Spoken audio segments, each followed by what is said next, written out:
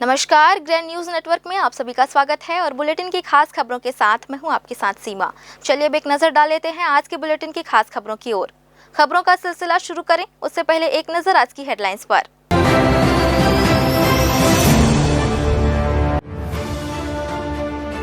मोपा की जर्जर सड़कों को लेकर स्थानीय नागरिक हुए नाराज, कांग्रेस संगठन के साथ मिलकर किया धरना प्रदर्शन।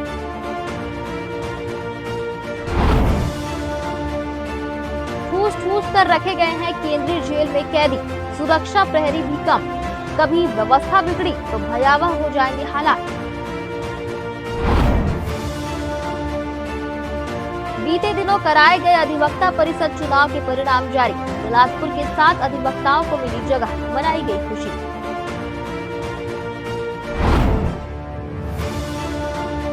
बिलासपुर के प्रतिष्ठित वकील विवेक शर्मा को मिली अधिवक्ता की जिम्मेदारी, पुराने महाधिवक्ता का इस्तीफा हुआ मंजूर।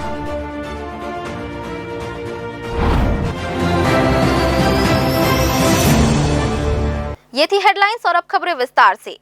बिलासपुर के रामकृष्ण नगर मोपका क्षेत्र की बदहाल सड़कों से परेशान लोगों के साथ कांग्रेस पार्टी के लोगों ने एक दिवसीय सांकेतिक धरना देकर प्रशासन को कड़ा संदेश दिया है। क्षेत्रवासियों का कहना है कि मुख्य सड़क और आंतरिक मार्ग इतने जर्जर हो चुके हैं कि बरसात के बाद भी पानी भरे गड्ढे सड़क जैसी पहचान ही मिटा देते हैं। कांग्रेस नेताओं ने सरकार को गंभीर चेतावनी दी है। मोपका की मुख्य सड़क और गली मार्ग पिछले कई वर्षों से मरम्मत के इंतजार में है। भारी गड्ढों, पानी भराव और कीचड़ की वजह से रोजमर्रा की आवाजाही बेहद मुश्किल हो गई है। स्थानीय नागरिकों ने बताया कि बरसात गुजर जाने के बाद भी पानी गड्ढों में भरा रहता है, जिससे दुर्घटना का खतरा लगातार बना रहता है। नागरिकों ने सड़क निर्माण की तत्काल शुरुआत की मांग की है और कहा कि यदि काम स्वीकृत है तो उसकी समय सीमा भी घोषित की जाएगी। धरना प्रदर्शन के दौरान महिला कांग्रेस कमेटी की प्रदेश महामंत्री शिल्पी तिवारी ने भाजपा सरकार पर जोरदार हमला बोला। उन्होंने कहा कि सरकार हर मोर्चे पर विफल साबित हुई है, चाहे शिक्षा हो, स्वास्थ्य हो या सामाजिक व्यवस्था। शिल्पी तिवारी ने आगे कहा कि मोपका में लगभग 700 परिवारों ने कांग्रेस से समर्थन और समाधान की मांग की है और कांग्रेस पार्टी पुरजोर समर्थन करेगी जब तक कि बेलतरा की सड़कों की हालत सुधर न जाए। वहीं ग्रामीण जिला अध्यक्ष विजय केशरवानी ने कहा कि जहां सड़कें बननी चाहिए वहां नहीं बनाई जा रही है और जंगलों में करोड़ों की सड़कों का निर्माण किया जा रहा है। 15 साल राज करने के बाद भी झूठी और जुमलेबाजी की जो सरकार थी भारतीय जनता पार्टी की, सारे पोल वो खुल चुका है। चाहे शिक्षा के मामला में हो, चाहे स्वास्थ्य के मामला हो, चाहे सामाजिक व्यवस्था हो, राजनीतिक व्यवस्था, सारी चीज़ों में वो फेल हो चुके हैं। आप यहाँ सड़कों की हालत देखिए, करीब करीब यहाँ पर 700 परिवार रहते हैं, जो कि आज पूरे इन परिवार के लोगों ने ही और इस कॉलोनी वासियों ने ही कांग्रेस पार्टी को अप्रोच किया है।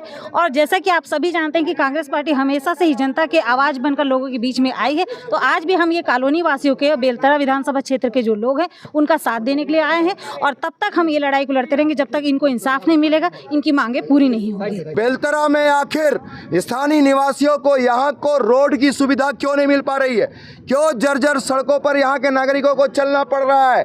हर वार्ड के लोगों को हम जाके आंदोलन करेंगे, वार्ड वासियों को जोड़ेंगे और बताएंगे उनको कि देखिए ये सरकार किस तरीके से काम कर रही है। लगातार वार्डों में आंदोलन चलेगा, इसके बाद जिला कलेक्टर का घेराव और कलेक्टर के घेराव के बाद यहाँ के उप मुख्यमंत्री, यहाँ के केंद्रीय मंत्री, यहाँ के विधायक के निवास का भी घेराव कांग्रेस पार्टी करेगी।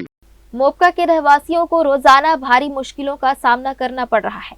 पानी से भरी सड़कों से गुजरना वाहन चालकों, महिलाओं, बुजुर्गों और खासकर स्कूली बच्चों के लिए सबसे बड़ी समस्या बन चुका है। वार्ड के पार्षद ने बताया कि बेलतरा विधायक को कई बार अवगत कराया गया, जनता द्वारा भी और उनके द्वारा भी, लेकिन इसके बावजूद अब तक किसी तरह का सुधार नहीं हुआ है। स्थिति से नाराज कांग्रेस कार्यकर्ताओं ने मुख्यमंत्री विष्णुदेव साय और डिप्टी सीएम अरुण साव के पोस्टर पानी से भरे गड्ढों में रखकर विरोध जताया। यहाँ निवासियों के लिए रोड की होती है, बहुत दिक्कत होता हो, चाहे गर्मी हो बरसात हो, हर समय रोड का दिक्कत होता है। अगर स्कूटी बाइक से जा रहे हैं तो गिरने का बहुत ज़्यादा डर रहता है और घर से निकलते हैं तो इतना पानी भरा रहता है बरसात में कि पूरी स्कूटी तक डूब जाती है।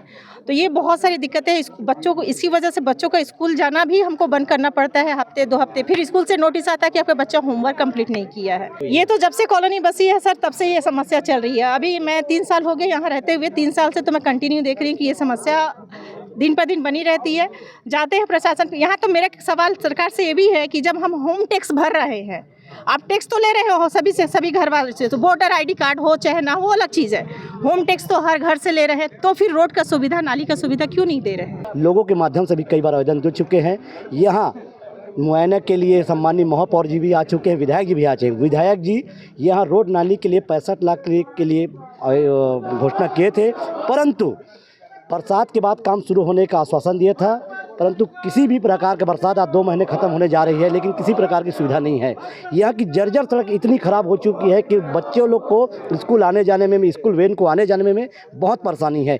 यह तो धरना सांकेतिक प्रदर्शन था। हम प्रशासन को अवगत कराना चाहिए कि स्थिति बहुत ख़राब है। यदि यह धरना सांकेतिक कार्यक्रम के बाद यदि प्रशासन नहीं जागती है तो पूरे कॉलोनी एवं वार्डवासी को लेकर हम चक्का जाम एवं उग्र आंदोलन के लिए बाध्य हो जाएंगे। आंदोलनकारियों ने चेतावनी दी है कि यदि समस्या का समाधान नहीं हुआ तो उग्र आंदोलन किया जाएगा और कलेक्ट्रेट का घेराव किया जाएगा। ब्रेन न्यूज के लिए कैमरामैन राकेश मिश्रा के साथ पिंटू दुबे की रिपोर्ट। बिलासपुर शहर को मस्तूरी विधानसभा से जोड़ने वाला लाल खदान का ओवरब्रिज इन दिनों अपनी बदहाली की वजह से बड़ी समस्या बन चुका है। जर्जर हालत, बड़े बड़े गड्ढे और टूटी सड़क, इन सब के कारण रोजाना हजारों लोग खतरे के साए में सफर करते हैं। स्थिति इतनी खराब है कि हर दिन यहाँ दुर्घटनाएं, चोटें और विवाद होना आम बात हो गई है। ग्रैंड न्यूज की टीम ने लाल खदान पहुंचकर इस ओवरब्रिज की वास्तविक स्थिति देखी। ब्रिज पर जगह जगह गहरे गड्ढे हो गए हैं, जिनसे बाइक सवार से लेकर छोटे वाहनों तक सभी को बड़ी मुश्किलों का सामना करना पड़ रहा है। लोग बताते हैं कि जरा सी चूक होने पर वाहन फिसल जाते हैं और चालक सीधा सड़क पर गिर जाता है। स्थानीय लोगों ने बताया कि यहाँ हर रोज एक न एक हादसा जरूर होता है। कोई बाइक से गिरकर घायल हो जाता है तो किसी की गाड़ी गड्ढे में फंसकर क्षतिग्रस्त हो जाती है। रास्ते की यह बदहाली अब लोगों की जान पर बनाई है। कुछ राहगीरों ने यह भी बताया कि ओवरब्रिज की बिजली भी अक्सर बंद रहती है, जिसके कारण रात में हादसों का खतरा और बढ़ जाता है। अंधेरे में गड्ढे दिखाई नहीं देते और वाहन चालक संतुलन खो बैठते हैं। कई लोग इस वजह से गंभीर दुर्घटनाओं का शिकार भी हो चुके हैं। कम से कम 6-7 में है ज़्यादा खराब। और समस्या होती समस्या बिजली लाइट भी गुल हो जाता, आते नहीं लाइट। अब बीच में गड्ढा, यहाँ से जितना मैं ईंटा भरा था पूरा, वो ईंटा भरने के बाद दब गया, फिर गड्ढा ऐसे में गिरता आदमी सर। हाँ होता ही है भैया, डर के डेली 2-3 दिन में कोई ना कोई गिरते ही है। सड़क तो बहुत दिन हो गए खराब हो, ये बनत नहीं है। बने ऑटो गाड़ी उड़ी चलाए बहुत परेशानी है। अब बन ही बोला थे 4 लेन चौड़ीकरण हो ही कहा से, पता नहीं कब हुई चौड़ीकरण। ब्रिज होगा, ब्रिज में तो आए दिन कुछ न कुछ घटना होते रहते। ब्रिज में गड्ढा बहुत है, अब वो ब्रिज के मरम्मत बहुत जरूरी है। लाल खदान का यह ओवरब्रिज मस्तूरी और बिलासपुर के बीच मुख्य कनेक्टिविटी का माध्यम है। हजारों लोग रोज इसी मार्ग से स्कूल, कॉलेज, दफ्तर और बाजार आते जाते हैं, लेकिन ओवरब्रिज की खस्ता हालत ने उनकी यात्रा को मुश्किल और खतरनाक बना दिया है। स्थानीय नागरिकों ने प्रशासन से मांग की है कि ओवरब्रिज की तत्काल मरम्मत की जाए और गड्ढों को भरा जाए ताकि हादसों पर रोक लग सके। लोगों का कहना है कि यदि जल्द ही सुधार कार्य नहीं हुआ तो यहाँ किसी दिन बड़ी दुर्घटना हो सकती है। अब देखना होगा कि प्रशासन इस जर्जर हो चुके ओवरब्रिज पर कब ध्यान देता है और कब तक लोगों को इस जोखिम भरी सफर से राहत मिलती है। ग्रैंड न्यूज के लिए कैमरामैन गोलू कश्यप के साथ भारतेंदु कौशिक की रिपोर्ट।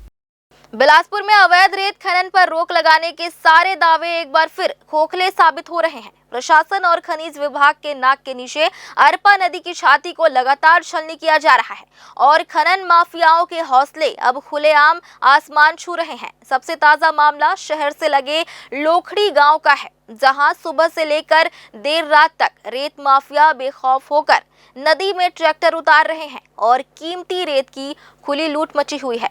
ग्राउंड पर तस्वीर बेहद चौंकाने वाली है। अरपा नदी के किनारे हर दिन सैकड़ों ट्रैक्टरों की कतार नदी की मिट्टी को काटते हुए अवैध तरीके से रेत निकालना और फिर उसे धड़ल्ले से बाहर भेजना, पूरा खेल बिल्कुल खुलेआम चल रहा है।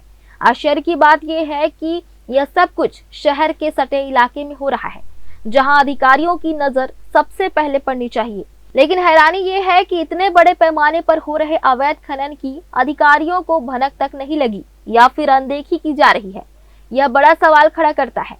जब इस पूरे मामले पर जिला खनिज अधिकारी किशोर गोलघाटे से बात की गई तो उन्होंने तत्काल कार्रवाई का आश्वासन जरूर दिया, लेकिन जमीन पर जारी अवैध खनन की रफ्तार देखकर यह कहना मुश्किल है कि कार्रवाई का असर कब दिखेगा और कितना दिखेगा। इंस्पेक्टर अभी तो भ्रमण में ही है और उसके संज्ञान में होगा, तो निश्चित रूप से जांच करके नियमानुसार कार्रवाई की जाएगी। लोखड़ी में हो रहा यह अवैध खनन न सिर्फ सरकारी राजस्व को भारी नुकसान पहुंचा रहा है, बल्कि अरपा नदी के अस्तित्व पर भी खतरा पैदा कर रहा है। अब बड़ा सवाल यही है कि क्या खनिज विभाग इस बार वाकई कड़ी कार्रवाई करेगा या फिर यह मामला भी बाकी मामलों की तरह धीरे धीरे ठंडे बस्ते में डाल दिया जाएगा। फिलहाल अवैध खनन के इस खेल पर लगाम कब लगेगी, यह देखने वाली बात होगी। ग्रैंड न्यूज के लिए कैमरामैन गोलू कश्यप के साथ भारतेंदु कौशिक की रिपोर्ट। फिलहाल वक्त हो चला है एक छोटे से ब्रेक का। ब्रेक के बाद भी खबरें जारी रहेंगी, बने रहिए ग्रैंड न्यूज नेटवर्क के साथ। जहजया private ITI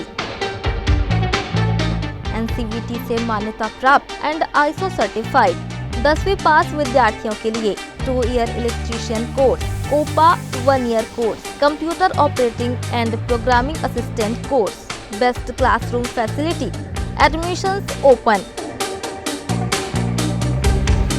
जयजया private ITI, Riverview colony, Koni, Bilaspur, Chhattisgarh. Break के बाद आप सभी का स्वागत है।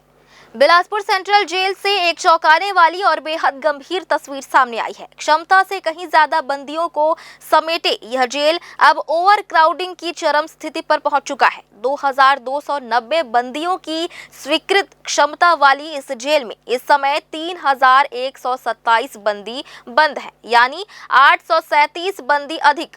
लंबे समय से पूरी छत्तीसगढ़ की जेलों में यही हालात बने हुए हैं, लेकिन समाधान के नाम पर केवल फाइलें और टेंडर ही आगे बढ़ रहे हैं।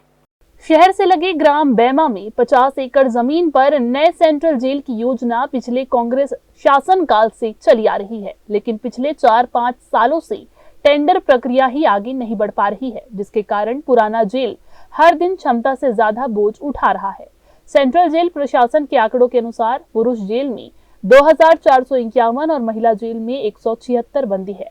लगभग 18.5 एकड़ में फैले जेल परिसर में करीब 12 एकड़ हिस्सा ही वास्तविक उपयोग में है, जहां 45 पुरुष बैरकों और 4 महिला बैरकों में बंदियों को रखा गया है। हालात ये है कि बैरकों में जगह से ज्यादा लोग ठूसे हुए हैं और इससे सिस्टम पर दबाव बढ़ता ही जा रहा है। अब बात करते हैं सुरक्षा की, जो सबसे चिंताजनक है। यहाँ 180 स्वीकृत पदों में से 66 पद खाली है। शेष स्टाफ में अधीक्षक, डॉक्टर, फार्मासिस्ट और ऑफिस स्टाफ को निकाल दें तो सुरक्षा के लिए महज 90 से 95 प्रहरी ही बचते हैं। 3 शिफ्टों में ड्यूटी के बाद हर शिफ्ट में केवल 30 से 32 प्रहरी ही 3127 बंदियों की निगरानी कर पा रहे हैं। जेल बिलासपुर का जो क्षमता है यहाँ पे महिला के साथ मिला के 2290 का है। वर्तमान में 2009 से 51 पुरुष और 176 महिला के साथ 3127 बंदी प्रवृत्त हैं। तो बंदी जो क्षमता उससे अधिक बनती है यहाँ पे। उसके एवज में यहाँ पे बैमा नगर में विशेष जेल का निर्माण शुरू हो गया है। लगभग 36 महीने पहले बन जाएगा, तो फिर वहाँ पे विशेष जेल में दंडित बंदियों को वहाँ पे भेजा जाएगा। इतने कम सुरक्षा कर्मियों के साथ जेल की सुरक्षा व्यवस्था कितनी कमजोर होगी, इसका अंदाजा आसानी से लगाया जा सकता है। अंदर किसी भी स्थिति में गड़बड़ी हुई तो उसे संभालना एक बड़ी चुनौती बन सकता है। ओवरक्राउडिंग, स्टाफ की भारी कमी और नई जेल निर्माण में देरी, ये तीनों मिलकर एक गंभीर संकट की तरफ इशारा कर रहे हैं। सवाल अब सिर्फ इतना है, समाधान कब और कैसे मिलेगा। कैमरामैन गोलू कश्यप के साथ भारतेंदु कौशिक की रिपोर्ट। बिलासपुर जिला अस्पताल से एक बेहद चौंकाने वाली और खतरनाक तस्वीर सामने आई है। अस्पताल का पिछला हिस्सा इन दिनों नशेड़ियों का अड्डा बन चुका है। हालात ये हैं कि यहाँ मरीजों को इलाज और सुरक्षा मिलनी चाहिए, वहीं नशा करने वाले लोग खुलेआम नशीले इंजेक्शन लगा रहे हैं। अस्पताल परिसर में फैली गंदगी, सुइयां और टूटी कांच की बोतलें किसी बड़े हादसे को दावत दे रही हैं। जिला अस्पताल के पास संचालित OST ऑपियोइड सब्स्टिट्यूशन थेरेपी सेंटर में रोज करीब 3000 रजिस्टर्ड नशेड़ियों का इलाज होता है, लेकिन इलाज से पहले ही कई लोग सेंटर के बाहर बैठकर इंजेक्शन लगा लेते हैं। जमीन पर पड़े इस्तेमाल किए गए सिरिंज नॉरपिन की बोतलें और मेडिकल वेस्ट को देखकर साफ अंदाजा लगाया जा सकता है कि यहाँ आने जाने वाले परिवार कितने बड़े खतरे के बीच से गुजरते हैं। किसी भी वक्त किसी के पैर में सुई चुभ सकती है, जिसका खामियाजा मरीजों और परिजनों को भुगतना पड़ सकता है। सबसे ज्यादा डर महिलाओं और परिवारों में है। कई बार नशे की हालत में मौजूद लोग इधर उधर घूमते रहते हैं, जिससे अस्पताल का माहौल असुरक्षित हो जाता है। स्थानीय लोगों और स्टाफ का कहना है कि ये स्थिति जिला अस्पताल प्रबंधन की लापरवाही का नतीजा है। OST सेंटर अस्पताल के अधीन चलता है, इसलिए सुरक्षा, सफाई और निगरानी की जिम्मेदारी सीधे प्रबंधन की ही बनती है। लेकिन न सुरक्षा गार्ड तैनात है, न नियमित सफाई और न ही नशा करने वालों पर कोई सख्त निगरानी। नतीजा पूरा परिसर कूड़े, इंजेक्शंस और डर से भरा हुआ नजर आता है। लोग साफ कह रहे हैं कि अगर अस्पताल प्रशासन अभी नहीं जागा तो हालात और भी बिगड़ सकते हैं। इस प्रकार से खुले में मेडिकल वेस्ट को फेंकना अपने आप में गुनाह है। ये तो किसी जिंदगी के साथ खेलने वाली बात है। जब सरकार की तरफ से आपको करोड़ों रुपए दिया जा रहा है मेडिकल वेस्ट को ठिकाने लगाने के लिए, जब सरकार इतनी जागरूक है, इतनी अच्छा काम कर रही सरकार, और उसमें बैठे जिम्मेदार अधिकारी अगर लापरवाही करेंगे तो उसका खामियाजा आम जनता को भुगतना पड़ रहा है। और ये तो सरासर एक प्रकार से क्रिमिनल एक्ट है। अगर आप कोई सिरिंज जिसमें अच्छे से उसको वेस्ट को आपने डिस्पोजल में ले जाकर उसका अच्छे से उसको डिस्पोज नहीं किया और आप खुले में रख रहे हैं, और मवेशी वही है, वही इंसान है, वही बच्चे हैं, किसी से भी उसको चोट हो गई और कुछ बड़ी बीमारी हो गई तो क्या अधिकारी उसकी जिम्मेदारी लेंगे? अब देखने वाली बात ये होगी कि जिला प्रशासन कब इस गंभीर स्थिति पर कार्रवाई करता है और OST सेंटर की निगरानी, परिसर की सफाई और मरीजों की सुरक्षा के लिए क्या कदम उठाए जाते हैं। फिलहाल अस्पताल आने वाले लोगों की सुरक्षा भगवान भरोसे है। कैमरामैन गोलू कश्यप के साथ भारतेंदु कौशिक की रिपोर्ट। मुंगेली जिले के फास्टरपुर क्षेत्र में कानून व्यवस्था को सुदृढ़ करने प्रशासन ने शुक्रवार को एक बड़ी कार्रवाई की है। ग्राम खैरा सेत गंगा निवासी उप सरपंच प्रतिनिधि और कुख्यात सटोरिया योगेंद्र शर्मा उर्फ भर्रा उर्फ लाला महाराज द्वारा मुख्य मार्ग पर कब्जा कर अवैध रूप से बनाए जा रहे मकान या दुकान को जिला प्रशासन, नायब तहसीलदार, राजस्व अमले और पुलिस की उपस्थिति में JCB के जरिए जमींदोज कर दिया गया। युवक युवतियों को लालच देकर सट्टा जाल में फंसाने वाले इन सटोरियों पर फास्टरपुर थाना क्षेत्र में छत्तीसगढ़ जुआ प्रतिषेध अधिनियम की धारा 6 के तहत अपराध दर्ज है और आरोपी लगातार फरार चल रहा है। इधर जिला एवं सत्र न्यायालय मुंगेली ने उसके आपराधिक इतिहास, खाता ब्यौरा, कॉल डिटेल और सटोरियों के बयान समेत पेश साक्ष्यों के आधार पर उसकी अग्रिम जमानत याचिका को खारिज कर दिया है। फरार आरोपी की गिरफ्तारी को लेकर पुलिस अधीक्षक भोजराम पटेल ने 1000 रुपए का इनाम घोषित किया है। साथ ही जानकारी देने वाले का नाम गोपनीय रखने की बात कही है। जिले में नशा, जुआ, सट्टा और अवैध गतिविधियों के खिलाफ पहल अभियान के तहत पुलिस की कार्रवाई लगातार जारी है। एक बार फिर से वक्त हो चला है एक छोटे से ब्रेक का। ब्रेक के बाद भी खबरें जारी रहेंगी। बने रहिए ग्रैंड न्यूज नेटवर्क के साथ। जहजया प्राइवेट ITI NCVT से मान्यता प्राप्त एंड ISO सर्टिफाइड 10वीं पास विद्यार्थियों के लिए 2 year electrician course, COPA 1 year course, computer operating and programming assistant course, best classroom facility, admissions open. Jayjaya private ITI, Riverview colony, Koni, Bilaspur, Chhattisgarh. Break के बाद आप सभी का स्वागत है। छत्तीसगढ़ हाई कोर्ट के सुमोटो आदेश के बाद कराए गए अधिवक्ता परिषद चुनाव के नतीजे आखिरकार घोषित हो गए हैं। करीब 10 साल बाद हुए इस चुनाव को लेकर अधिवक्ताओं में जबरदस्त उत्साह देखने को मिला। पूरे प्रदेश में हुए मतदान में 13,350 वकीलों ने हिस्सा लिया और नई परिषद के गठन में अपनी भूमिका निभाई। चुनाव परिणामों के अनुसार प्रदेश भर से 25 अधिवक्ता परिषद के लिए निर्वाचित हुए हैं। यह नवगठित परिषद अब अधिवक्ताओं के हितों से जुड़े महत्वपूर्ण निर्णय लेगी। परिषद के सदस्य आपसी सहमति से अध्यक्ष का चुनाव करेंगे और विभिन्न कमेटियों का गठन कर राज्य भर के वकीलों से जुड़े मामलों का संचालन संभालेंगे। उम्मीद जताई जा रही है कि परिषद के सक्रिय होने के बाद अधिवक्ताओं की समस्याओं, सुविधाओं और नीतियों पर काम और भी व्यवस्थित तरीके से आगे बढ़ेगा। बिलासपुर ने भी इस चुनाव में मजबूत उपस्थिति दर्ज की है। जिले से 7 अधिवक्ता परिषद सदस्य के रूप में चुने गए हैं। शैलेंद्र दुबे, चंद्र प्रकाश जांगड़े, रुपेश त्रिवेदी, प्रभाकर सिंह चंदेल, आलोक कुमार गुप्ता, अनिल सिंह चौहान और रवि सिंह राजपूत। नतीजे घोषित होते ही अधिवक्ताओं में खुशी की लहर दौड़ गई। बिलासपुर में कई जगहों पर समर्थकों ने पटाखे फोड़कर और मिठाइयां बांटकर जश्न मनाया। नवनिर्वाचित सदस्यों ने भरोसा जताया कि वे मिलकर अधिवक्ताओं के हितों और न्यायिक व्यवस्था को मजबूत बनाने की दिशा में काम करेंगे। बड़े हर्ष की बात है कि बिलासपुर से संबंधित जो है प्रदेश के 7 अधिवक्ता जो बिलासपुर प्रैक्टिस करते हैं वो विजयी होकर आए हैं। और उसमें भी सबसे विशेष बात यह है कि बिलासपुर डिस्ट्रिक्ट बार से जो हमारा जो प्रत्याशी जो छोटा भाई रवि है वो पूरे प्रदेश का सबसे यंग जो है मेंबर है। और आज जिस प्रकार से रजिस्ट्रेशन हो रहा है बार में जो नए अधिवक्ताओं का, तो एक बहुत अच्छा प्रतिनिधित्व उन यंग अधिवक्ताओं को मिला है। और मुझे पूरी उम्मीद है कि आगे चलकर जब बार काउंसिल का गठन हो जाएगा, गठन होने के बाद जब बहुत सारे जो समस्याएं हैं अधिवक्ताओं का, क्योंकि हम लोग तो बहुत सीनियर्स मेंबर हो गए हैं, तो यंग अधिवक्ताओं का कुछ को जिम्मेदारी होगी कि वो जो सारे नए अधिवक्ता हैं उनकी आशाओं को पूरा करें।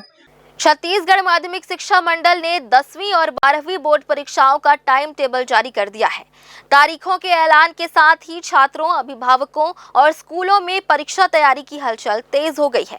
12वीं की मुख्य परीक्षाएं 20 फरवरी 2026 से 18 मार्च 2026 तक चलेंगी। करीब 1 महीने तक चलने वाली इस परीक्षाओं में कला, विज्ञान और वाणिज्य तीनों संकायों के विद्यार्थी शामिल होंगे। परीक्षा सुबह के सत्र में आयोजित की जाएगी। एडमिट कार्ड और परीक्षा केंद्रों की सूची जल्द जारी होगी। मंडल ने सुरक्षित और सुचारू परीक्षा के लिए केंद्रों को विशेष निर्देश देने की तैयारी भी शुरू कर दी है। वहीं 10वीं की वार्षिक परीक्षाएं 21 फरवरी 2026 से 13 मार्च 2026 तक आयोजित होंगी। स्कूलों में तैयारी जोरों पर है। छात्रों के लिए मॉडल पेपर और ब्लूप्रिंट पहले ही जारी कर दिए गए हैं ताकि वो परीक्षा पैटर्न को अच्छे से समझ सके। इस साल दोनों बोर्ड परीक्षाओं में 6 लाख से अधिक विद्यार्थी हिस्सा लेने वाले हैं। नकल रोकने के लिए सीसीटीवी, फ्लाइंग स्क्वाड और विशेष निगरानी दल तैनात किए गए हैं। मंडल ने विद्यार्थियों से समय पर एडमिट कार्ड डाउनलोड करने, पाठ्यक्रम दोहराने और स्वास्थ्य का ध्यान रखते हुए तैयारी करने की अपील की है। छत्तीसगढ़ में बोर्ड परीक्षा की तारीखें जारी होते ही छात्रों की तैयारी अब और तेज हो गई है। प्रदेश में बढ़ती ठंड ने लोगों की दिनचर्या ही नहीं बल्कि स्कूलों की व्यवस्था पर भी असर डाल दिया है। बच्चों को सर्द सुबह में स्कूल पहुंचने में हो रही परेशानी को देखते हुए जिला शिक्षा विभाग ने बड़ा फैसला लिया है। अब सुबह की पाली में लगने वाले सभी स्कूलों के समय में बदलाव कर दिया गया है, जिससे छात्रों को ठंड से राहत मिल सके। पहले जहां स्कूल सुबह 7:30 बजे शुरू होते थे, अब नया समय सुबह 8 बजे तय किया गया है। यानी बच्चों को आधा घंटा अतिरिक्त समय मिलेगा ताकि वे ठंड की तेज लहरों से बचते हुए सुरक्षित तरीके से स्कूल पहुंच सके। वहीं दूसरी पाली वाले स्कूल पहले की तरह दोपहर 12 बजे से ही संचालित होंगे। शनिवार को भी वही बदलाव लागू रहेगा। सुबह 8 बजे से ही स्कूल शुरू किए जाएंगे। जिला शिक्षा विभाग का कहना है कि यह निर्णय पूरी तरह बच्चों की सुविधा को ध्यान में रखकर लिया गया है ताकि कम तापमान और कोहरे के बीच विद्यार्थियों को किसी तरह की दिक्कत ना हो। अब बड़ा सवाल यह है कि यह समय परिवर्तन कितने दिनों तक जारी रहेगा। क्या ठंड बढ़ने पर स्कूल टाइम और आगे बढ़ेगा? फिलहाल ठंड से कांपती सुबह में यह बदलाव बच्चों के लिए जरूरी था। डीपीआई से एक ऑर्डर आया हुआ है, शासन स्तर का लेटर है वो, उसमें शीतलहर चलने की संभावना है। उसके तहत हमने अपना विद्यालय का जो समय है उनमें थोड़ा परिवर्तन किया है। खासकर जो है मॉर्निंग शिफ्ट जो है सुबह पाली के जो विद्यालय उसमें आधे घंटे की बढ़ोतरी की है। जो 7:30 बजे जो लगता था वो 8 बजे की है। बाकी समय वही है 8 से प्रथम पाली में 8 से लेकर के सुबह 8 बजे से लेकर के 11:15 तक 11:30 तक, और जो है 12 बजे से लेकर के आपका 4 बजे तक डे शिफ्ट का है। छत्तीसगढ़ में सरकार ने 15 नवंबर से धान खरीदी शुरू करने का बड़ा ऐलान तो कर दिया, लेकिन जमीनी हकीकत इससे बिल्कुल उलट नजर आ रही है। सरकार जहां दावा कर रही है कि बिलासपुर जिले के सभी धान खरीदी केंद्रों में खरीद प्रक्रिया शुरू हो चुकी है, वहीं ग्रैंड न्यूज की टीम ने धरातल पर पहुंचकर जो तस्वीर देखी वह सरकारी दावों से बिल्कुल अलग है। बिलासपुर शहर से लगे कई धान खरीदी केंद्रों में आज तक खरीदी का काम शुरू नहीं हो पाया है। कहीं सुरक्षा व्यवस्था नहीं तो कहीं साफ सफाई का अभाव और कई जगह व्यवस्थाओं की कमी साफ दिख रही है। इनमें से सबसे बड़ा मामला दरिघाट धान खरीदी केंद्र से सामने आया है। जब ग्रैंड न्यूज की टीम ने वहां पहुंचकर केंद्र की स्थिति देखी तो पाया कि धान खरीदी की शुरुआत तो दूर, केंद्र तैयार ही नहीं है।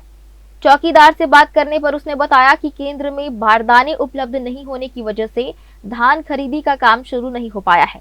उन्होंने बताया कि शनिवार को ही केंद्र में बारदाना पहुंचाया गया, जिसके बाद सोमवार से टोकन काटने की प्रक्रिया शुरू की जाएगी। चौकीदार कौन से गांव के सोसाइटी है उपार्जन केंद्र? दर्रीघाट। दर्रीघाट उपार्जन केंद्र। यहाँ धान खरीदी भी हो गए शुरू? नहीं होए, बारदाना नहीं रही। कब आई से बारदाना? आज तो आई से। और टोकन वोकन की क्या स्थिति है? टोकन सब मार के कठी के सुने हैं। अच्छा, कोठी नहीं कटे। तार कांटा सब घेरा गए हैं, सफाई उफाई सब हो गए हैं। कौन है प्रबंधक? कोमल चंद्राकर। एक और सरकार लगातार बड़े और मजबूत दावे कर रही है कि प्रदेश में धान खरीदी सुचारू रूप से चल रही है, लेकिन मैदान में स्थिति कुछ अलग ही है। किसानों को समय पर टोकन नहीं मिल रहा, केंद्रों में व्यवस्था पूरी नहीं है और कई जगह खरीदी अभी तक शुरू भी नहीं हुई है। किसान इंतजार में खड़े हैं, लेकिन व्यवस्थाएं अधूरी है। धान खरीदी केंद्रों की यह लापरवाही कहीं न कहीं बड़ी समस्या खड़ी कर रही है और किसानों की उम्मीदों पर पानी फेरने का काम कर रही है। अब बड़ा सवाल ये है कि सरकार के दावों और जमीनी सच्चाई में इतना बड़ा अंतर क्यों है? क्या आने वाले दिनों में इन केंद्रों की व्यवस्था सुधरेगी या फिर किसानों को इसी तरह परेशानी का सामना करने के लिए छोड़ दिया जाएगा? ग्रैंड न्यूज के लिए कैमरामैन गोलू कश्यप के साथ भारतेंदु कौशिक की रिपोर्ट। एक बार फिर से रुकेंगे एक ब्रेक के लिए, ब्रेक के बाद भी खबरें जारी रहेंगी। बने रहिए ग्रैंड न्यूज नेटवर्क के साथ। जहजया प्राइवेट ITI NCVT से मान्यता प्राप्त एंड ISO सर्टिफाइड 10वीं पास विद्यार्थियों के लिए 2 year electrician course, COPA 1 year course, computer operating and programming assistant course, best classroom facility, admissions open. Jayjaya private ITI, Riverview colony, Koni, Bilaspur, Chhattisgarh. Break के बाद आप सभी का स्वागत है। बिलासपुर के प्रतिष्ठित वकील विवेक शर्मा को छत्तीसगढ़ का नया महाधिवक्ता नियुक्त किया गया है। उन्होंने इससे पहले अतिरिक्त महाधिवक्ता के तौर पर अपनी क्षमताओं का प्रदर्शन किया था और उनकी कानूनी दक्षता तथा अदालती अनुभव को देखते हुए उन्हें महाधिवक्ता की बड़ी जिम्मेदारी सौंपी गई है। राज्य सरकार ने महाधिवक्ता प्रफुल्ल कुमार भारत द्वारा प्रस्तुत इस्तीफे को स्वीकार किया है और उनके स्थान पर अब विवेक शर्मा को प्रमाणित रूप से महाधिवक्ता के पद पर नियुक्त करने का आधिकारिक आदेश विधि और विधायी कार्य विभाग द्वारा जारी किया गया है। बिलासपुर से उरगा तक बनने वाली राष्ट्रीय राजमार्ग NH 130A की बहुप्रतीक्षित 70 किलोमीटर लंबी सड़क परियोजना एक बार फिर सुर्खियों में है। 1520 करोड़ रुपए की लागत वाली यह अहम सड़क भारतमाला परियोजना के तहत प्रस्तावित है और क्षेत्र के विकास की रीढ़ मानी जा रही है। लंबे समय से बटांकन विवाद में फंसी यह परियोजना अब दोबारा रफ्तार पकड़ चुकी है। ग्रैंड न्यूज की टीम ने मौके पर पहुंचकर भारतमाला परियोजना निर्माण कार्य का जायजा लिया और स्थानीय लोगों से बातचीत की। क्षेत्र के अधिकांश लोगों ने बताया कि सड़क के पूरा होने से यात्रा बेहद आसान हो जाएगी, व्यापार बढ़ेगा और औद्योगिक विकास को जबरदस्त गति मिलेगी। लेकिन इसी के साथ कई समस्याएं और शिकायतें भी सामने आई है। वहीं गांव के कुछ निवासियों ने ठेकेदार और अधिकारियों पर गंभीर आरोप लगाते हुए कहा कि सड़क निर्माण के कारण मोहल्लों के घरों में पानी भर रहा है। उनका कहना है कि पहले प्रशासन और ठेकेदारों ने ड्रेनेज और जल निकासी की व्यवस्था बनाने का आश्वासन दिया था, लेकिन काम में लापरवाही बरती जा रही है। इसी कारण लोगों में काफी नाराजगी और रोष देखने को मिल रहा है। वहीं कुछ ग्रामीणों ने सड़क की गुणवत्ता पर भी सवाल खड़े किए हैं। उनका कहना है कि जहां किनारे टीचिंग का काम होना था, वहां ठेकेदार के कर्मचारी सिर्फ मिट्टी लगाकर हाथ फेरने जैसा काम कर रहे हैं। इससे सड़क की मजबूती और टिकाऊपन पर प्रभाव पड़ सकता है। जिन लगा थे वो भी एक आई। हाँ, एमे गर्मी भी माऊ लगे रही से नहीं जागी छ। अब फिर अभी लगावत है तो फिर वही स्थिति है। अब का की थेला काबर लगा था मिट्टी बहे झन ऐसे करके रोकथाम के लिए लगात है, लेकिन एमा कोई ऐसा संभावना नहीं है कि मिट्टी रुक जाए। इसे वो कभी भी मिट्टी माने बह सकत है। एक पैतौर बार लगा रही थी। एक बार और लगाए रही से वो कोई काम नहीं है। हाँ, बर्बादी है। ठीक एमा पत्थर के पिचिंग देना रही से हाँ, तब जाके ठीक रहती है। अच्छा हाँ, तो पैसे बर्बादी है कि पहले बरसात में लगाना चाहिए तभी लगाती हूँ। भाई अभी मौसम निकले के बाद लगाते हैं, बरसात में लगाती तो कुछ जगती। मोर घर के ये दिक्कत है, रोड में निकल गए हैं, उन्हें नाली निकालना है वो जगह से, और रोड बनवाना है मोर घर के। और दूसरा मतलब जगह है वो तो नंबरी ज़मीन है, कोई जगह नहीं देता रोड वाला बना के, वो सब चीज़ नहीं देते, घुमा थे। एक नाम से दिक्कत है। दिक्कत ये है कि कर्मचारी आते तो ओकर नाम से साहब मन आते तो साहब मतलब बोला तो वो घुमाते हैं मतलब कागी देते आज बनाबो काल बनाबो ये ऐसे ही के ओकर बाद साहब मन के पास शुरू हाँ शुरू में हुई बोल से करहूँ ये ऐसे ही के ओकर बाद पता ही नहीं चलत ही कर मन के 1 साल हो गया। 1 साल हो गए। और घर मन डूब गए पानी में, बरसात में कोई देखे आए नहीं, गरीब आदमी। हाँ, रोड वाला मन के चक्कर में साहब मन कोई देखे आते हो भाग जाते ओकर बाद रुकबे नहीं करते है। बिलासपुर उर्गा मार्ग क्षेत्र के लिए बेहद महत्वपूर्ण माना जाता है। ढेका से उर्गा तक फैली यह 70 किलोमीटर लंबी सड़क न सिर्फ आवागमन को सुगम बनाएगी बल्कि पूरे इलाके की अर्थव्यवस्था को नई ऊंचाइयों तक पहुंचाने की क्षमता रखती है। लेकिन भूमि बटांकन के विवाद ने इस परियोजना को महीनों तक रोक कर रखा। कई जमीन मालिकों के बीच बंटवारे से जुड़ी जटिलताओं ने काम को आगे बढ़ने ही नहीं दिया। गाड़ी नहीं चलते थे तो उखड़ जावत है। अभी बहुत रिपेयरिंग करी थी, गाड़ी कहाँ अभी चला थे। कमजोर बने हैं अभी। कब ले बने हैं? अरे ये है जेठे गर्मी में तो तैयार हो से। अच्छा, गर्मी में तो यहाँ कोरबा जाए के रद्दा बसा सीधा कोरबा जाए के है। तब कोरबा जाना आसान हो जाए पहले। हाँ, रतनपुर रहती होती घूमत फिर आसान हो जाए। कोरबा पत्थर गांव जाना आसान हो जाए। गांव तुम्हारा फायदा है, गांव का आदमी मन बनी। अब हाँ कोरबा जाना है तो यही में अपन पकड़े तो चले मिला 60 काट पड़ी। अब जबकि परियोजना दोबारा शुरू हो गई है, इसे मार्च 2026 तक पूरा करने का लक्ष्य रखा गया है। लेकिन सवाल ये है कि क्या काम समय पर पूरा होगा या फिर विवाद, शिकायतें और सिस्टम की सुस्त रफ्तार फिर से ब्रेक लगा देगी।